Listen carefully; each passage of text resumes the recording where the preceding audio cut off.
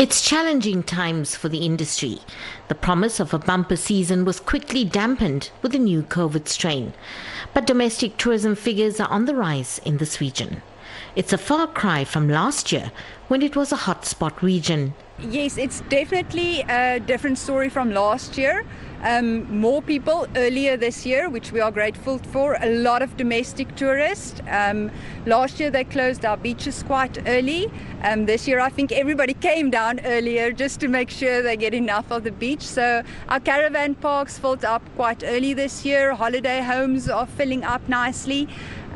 So yes, domestic tourism, we're doing wonderful at the moment. We were so very, very busy, which we're so proud of, and it was really a great atmosphere.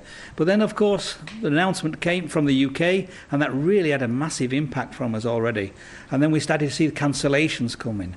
Luckily for us, we had a great South African market for December coming. January onwards, right through to April, May, is typically our international market. As you know, the weather in Europe is very bad, certainly January, February, even March. Those people aren't going to come now because of all the scaremongering that's going on, particularly, in the UK. People just don't know what to do. They love South Africa, they want to come, but, their hands are tied. Tourism authorities have welcomed the good news and the tourists.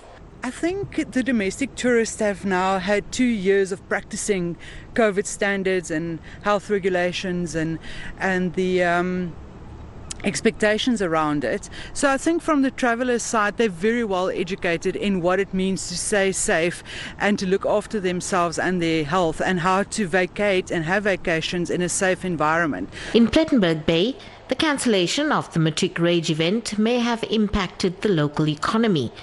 But holidaymakers are making up for those losses.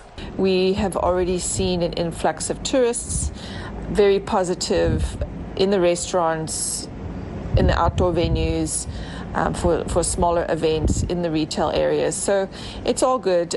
Lots of COVID protocols in place.